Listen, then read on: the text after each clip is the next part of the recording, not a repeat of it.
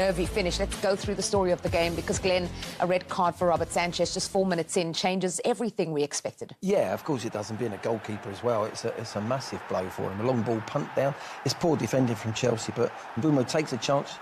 Sesko gets the flick on, and Sanchez sort of hesitated as well. He got caught in no man's land.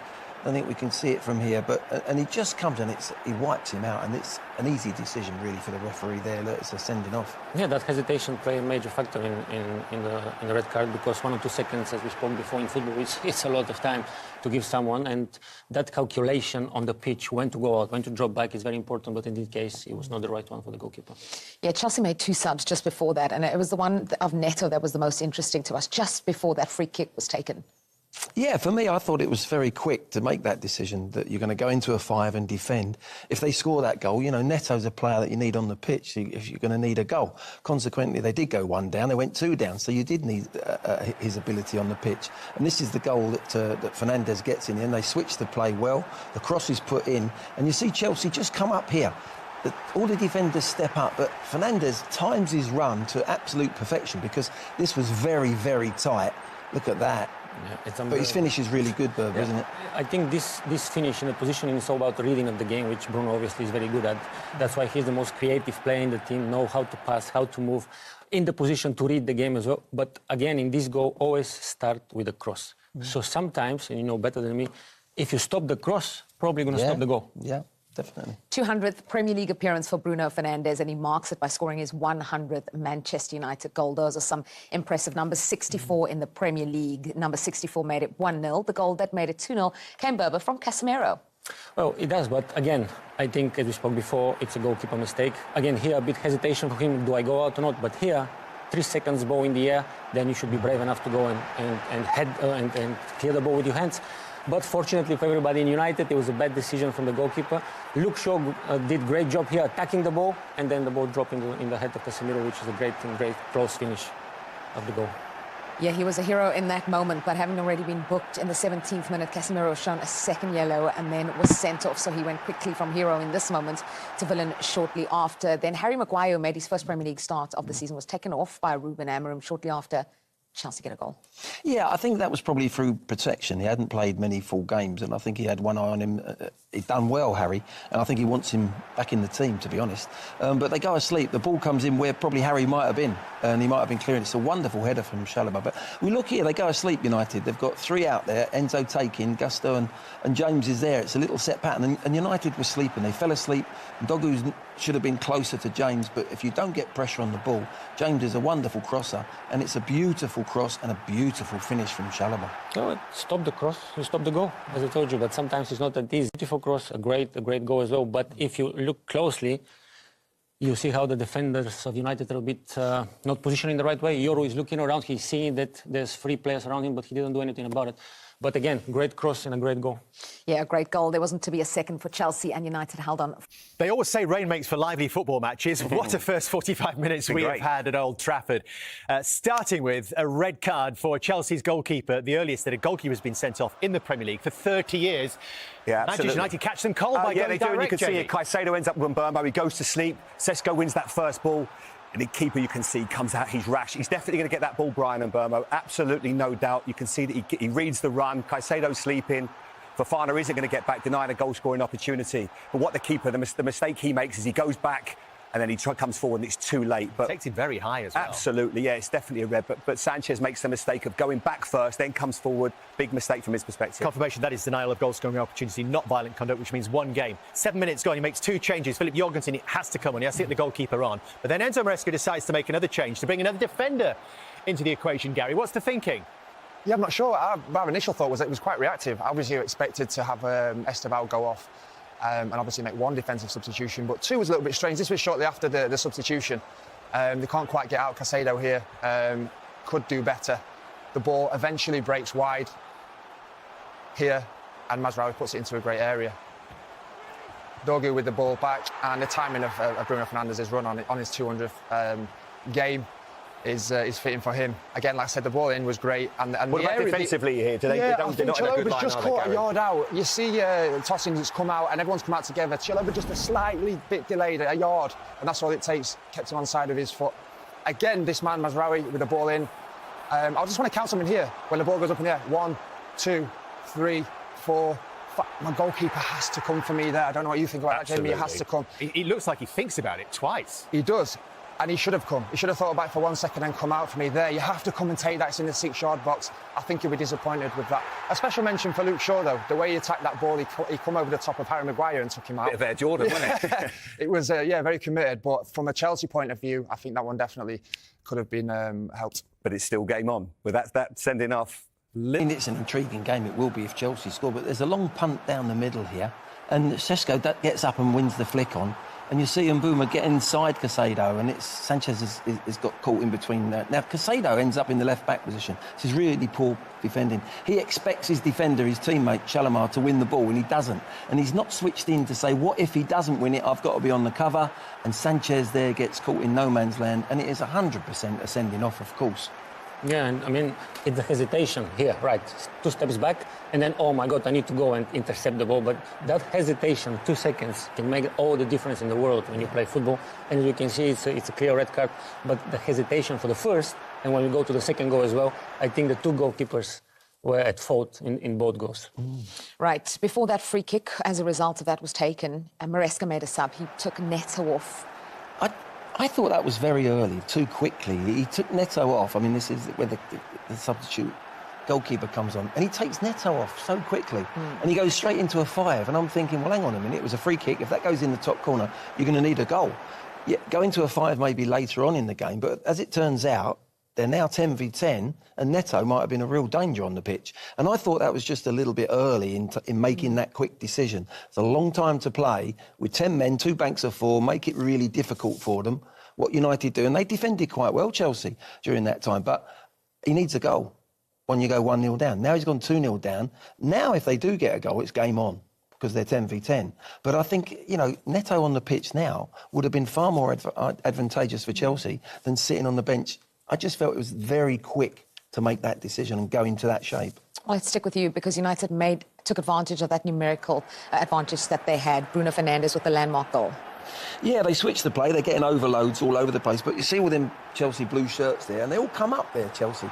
Fernandes you've got to say he times his run to perfection. But look at this. I've seen Chelsea do this a lot. The ball goes in. As the headers come in, look, the 2 centre-backs shift up. They shift up to play offside, and all their hands go up as well. Look at the amount of players. It's a theory they do. It's a tactic they do, and they're thinking, oh, we've played him offside.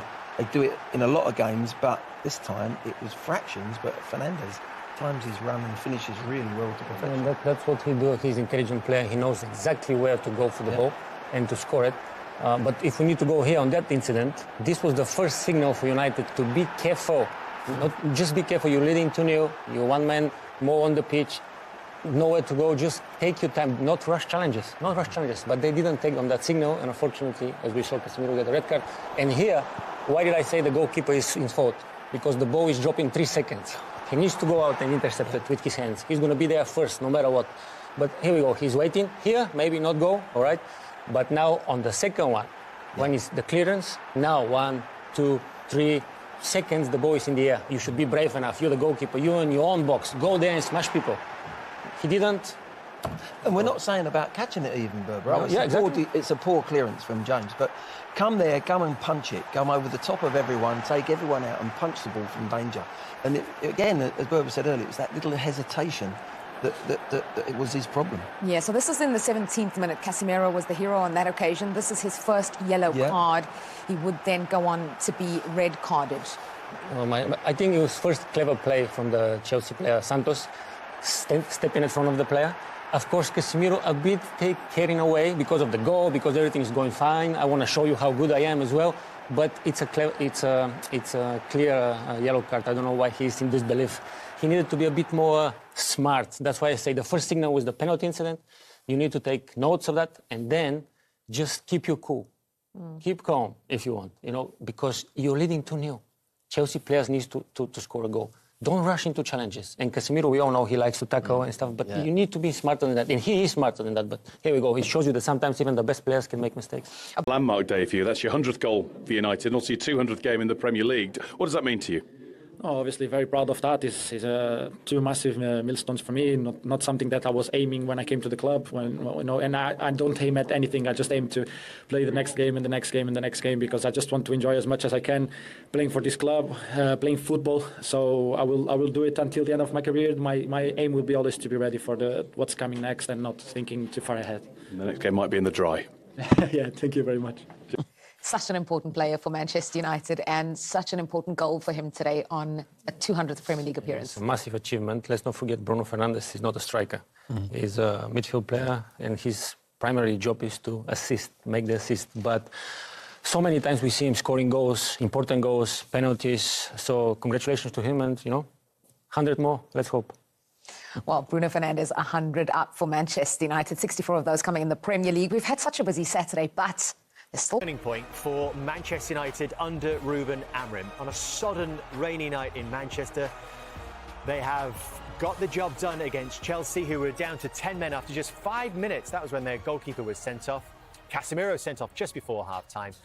And there was a late goal from Trevor Chalobah to give United something to think about it, but they managed to get through. 2-1 victory. Gary Cahill is here with Jamie Redknapp. But we'll start, Jamie, with the red card, which is, of course, a very significant moment in this game. Coming as early as it did. The earliest the goalkeeper's been sent off for 30 years. 5 minutes into the game. And Gary and I mentioned before the game with the weather, it made it very difficult, decision-making. Let's start from Manchester United's point of view, because it is a good piece of play. And what it shows that they've got something to really work on, because when you've got Sesko and you can hit him, and then you get a good run from Mbeumo, you can cause teams a lot of problems. You see Sesko gets up really early, beats Chalobah, and that's a good run. You can see there that the keeper comes out. It's a bad piece of play from his perspective. But I think from Chelsea's point of view, let's look at it now. You can see there that they end up in a bad position, really. You've got Caicedo, you've got Chalobah, and obviously Sesko just there behind him. Cucurella's now gone out to press Mazraoui, and I think that what he does is you become their left back. He falls asleep, he doesn't dictate, he doesn't see that there's going to be a little bit of danger or read that there's going to be the flick on. Caicedo's body position's wrong, now Mbeumo is off. And you can see he's got a head of speed, he gets inside him.